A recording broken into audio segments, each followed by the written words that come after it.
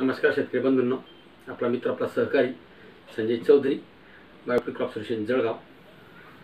एकात्मिक खत व्यवस्थापन या मालिकेमध्ये आपण NPK मुख्य अन्नद्रव्य, दुय्यम अन्नद्रव्य, मॅग्नेशियम, कॅल्शियम आणि सल्फर या बाबतीत पाहिलं।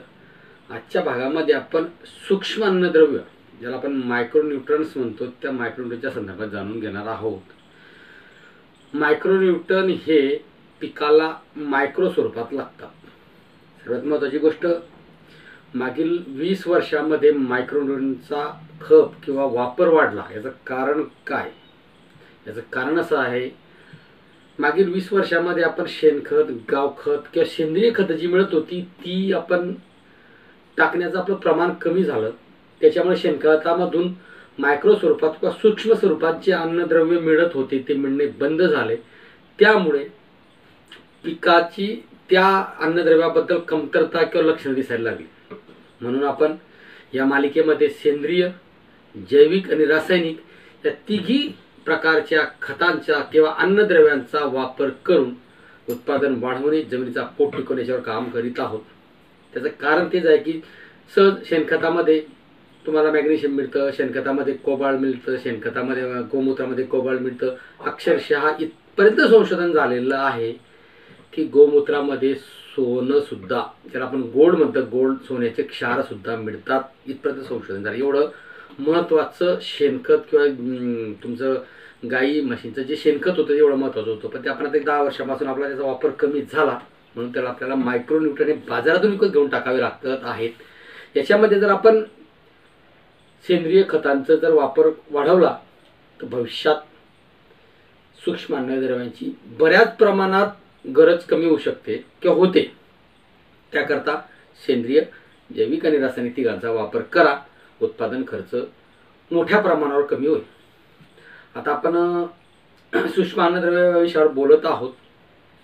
सूक्ष्म अन्नद्रव्याचा विचार करत असताना एक असं लक्षात येईल की सूक्ष्म अन्नद्रव्य हे पर्टिक्युलर एका विशेष भागावर, झाडाच्या विशेष भागावर काम करत असतात। ते काम करत असताना त्यांचं काम, त्यांचं देण्याची वेळ ही कुठली असली पाहिजे या पद्धतीनं आपण काम करू शकतो। तर झाडाचे सर्वसाधारणपणे एक 6 भाग पडतात। मूळ, पहिला भाग, खोड, दुसरा भाग, पान, तिसरा भाग, फूल, चौथा भाग, फळ, 5वा भाग, बी, 6वा भाग। ह्या पद्धतीनं 6 भाग हे कुठल्याही वनस्पतीचे सर्वसाधारणपणे पडत असतात। त्या अवस्थेमध्ये त्या गोष्टीची डेव्हलपमेंट किंवा त्याची वाढ होण्यासाठी सूक्ष्म प्रमाणामध्ये अन्नद्रव्य लागतात। आता आपण सूक्ष्म अन्नद्रव्याचा उपयोग काय करायचा आहे ते आपण पाहून घेऊया। आता आपण झाडाच्या खालच्या भागापासून सुरुवात करूया की मुळापासून आपण सुरुवात करूया। तर मुळाच्या वाढीसाठी किंवा मुळाच्या डेव्हलपमेंटसाठी मुळांना कार्यक्षमपणे पाणी आणि मातीतून अन्नद्रव्य उचलून घेण्यासाठी त्या मुळांना चार्जअप करण्याचं काम सूक्ष्म प्रमाणात फेरस हा घटक करत असतो। त्याच्या जोडीला, फेरस या घटकाच्या जोडीला तुमच्या झिंक त्या मुळांची वाढ करत असतो। म्हणून झिंक आणि फेरस हा जो अन्नद्रव्य आहे, सूक्ष्म अन्नद्रव्य आहे, याचा विशेष करून मूळ या घटकावर विशेष असा फरक पडतो किंवा विशेष असा त्याचा डेव्हलपमेंट होतो। म्हणून सुरुवातीच्या काळामध्ये आपण फेरस सल्फेट देतो, याचं कारण ते आहे। त्याच्यानंतर दुसरा भाग पाहतो आपण, झाडाचं खोड। आता झाडाच्या खोडाचा जर विचार करायला गेलं तर झिंक जो आहे झाडाचं खोड वाढवण्यासाठी प्रोटीनची निर्मिती करतो। त्याच्यानंतर फेरस, परत त्याच्यातला जो फेरस आहे, फेरस जसं खाडी मुळावर काम करतो तसं फेरस हा झाडाच्या खोडावर सुद्धा काम करतो। फेरस हा झाडाची खोडाची रुंदी वाढवणे, त्याला मजबूती देण्याचं काम फेरसच्या बरोबरीने कॉपर सुद्धा करत असतं। तर त्या दृष्टीनं आपण ज्यावेळेला असं आपल्याला वाटत असेल की आपल्याला केळी असेल किंवा बाकीच्या पिकांच्या, आता केळीवर्गीय पिकं किंवा ऊसवर्गीय पिकं जी आहेत ज्यांचा बुंधा उत्पादनक्षम, ऊसाचा उत्पादनक्षम भाग हा ऊसाचा बुंदा आहे किंवा तो ऊस आहे, हा ऊस हा बुंदा मानला जातो। तो ऊस हा बुंदा जर मानतो, त्याची रुंदी वाढवण्यासाठी किंवा त्याची वजन वाढवण्यासाठी, उत्पादनाच्या दृष्टीने वजन वाढवण्यासाठी फेरस, झिंक आणि कॉपरचा योग्य प्रकारे योग्य वेळेला जर वापर केला तर ऊसाच्या उत्पन्नात लक्षणीय फरक होतो। हे आपण ते पाहिलं. त्याच्यानंतर त्या झाडाचं परत आता तुम्ही पहिल्यांदा मूळ पाहिलं, खोड पाहिलं. आता आपण पानावर येऊया. आता पानावर, पान हे झाडाचं अन्नद्रव्य निर्मिती करण्याचा कारखाना, त्याला ट्रान्सफर करण्याचा कारखाना आहे. जमिनीतून पाणी आणि अन्नद्रव्य मूळ उचलतं, त्याच्यातल्या ज्याला आपण ग्रामीण भाषेत कच्चेचं पक्व करून किंवा प्रोसेस करून झाडाला उपलब्ध करून देण्याचं काम हे पान करत असतं. या पानाला विशेष करून मायक्रोन्यूटन मधले मॅंगनीज,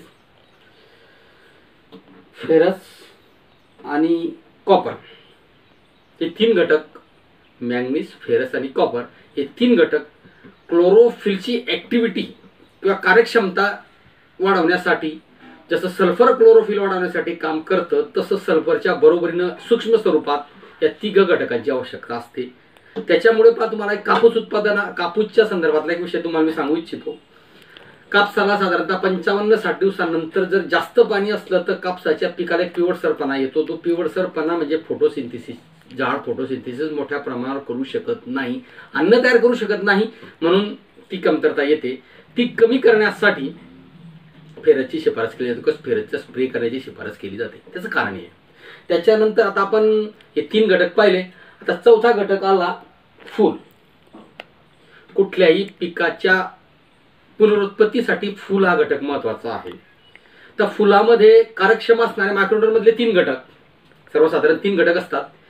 मॉलिब्डेनम, कॉपर आणि बोरॉन हे 3 घटक फुलाच्या कार्यक्षमता वाढवण्याचं काम करत असतात. आता टरबूज उत्पादकांना अनुभव असेल की साधारणतः 35 दिवसानंतर आपण बोरॉनची शिफारस करतो. तर बोरॉनची शिफारस करण्याचं कारण असं की फुलाचं सेटिंग बनवण्याचं काम, फुलामधला पराग निर्मिती वाढवण्याचं काम मॉलिब्डेनम आणि बोरॉन हा घटक करत असतो.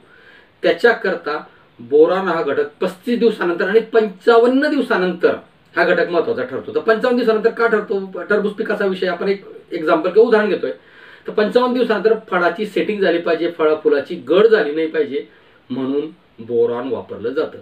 कापूस या पिकाला 65 दिवसानंतर बोरॉन 45 ते 65 दिवसांमध्ये बोरॉनची वापर केला जातो किंवा करण्यास सांगितलं जातं. त्याचं कारण असं, फुलं वाढली पाहिजे, मधला पराग वाढला पाहिजे, परागाची सेटिंग झाली पाहिजे, पर्यायाने त्याचं फुलाचं फळात रूपांतर झालं पाहिजे, आणि सर्वात महत्वाचं वजन गेन करण्याचं काम बोरॉन हा घटक करत असतो. आपण आता त्याचं फुलापर्यंत आलो.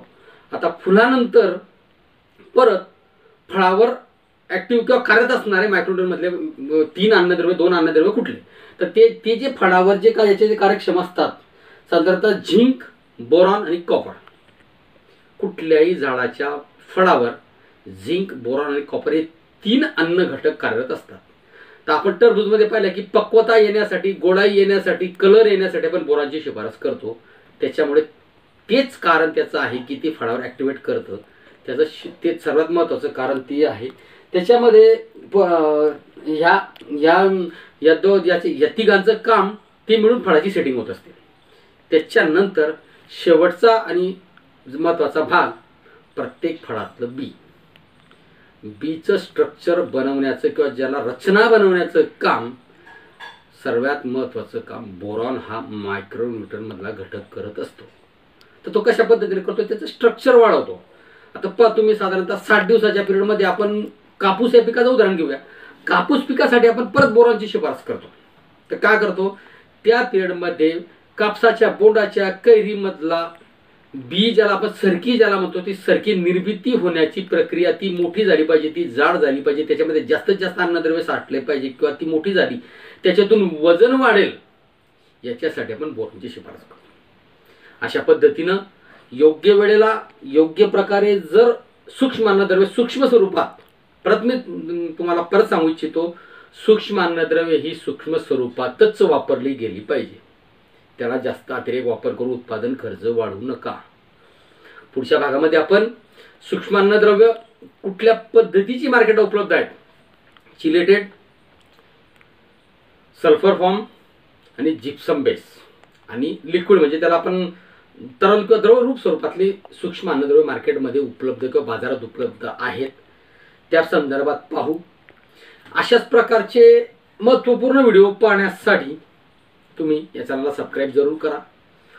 आणि ह्या सूक्ष्म अन्नद्रव्यांचं झाडाच्या स्टेप वाईज असणारं महत्त्व प्रत्येक शेतकऱ्याला, कापूस उत्पादक शेतकऱ्याला, विशेष करून कापूस उत्पादक शेतकऱ्याला समजलं पाहिजे, यासाठी हा व्हिडिओ शेअर जरूर करा. नमस्कार, मी संजय चौधरी.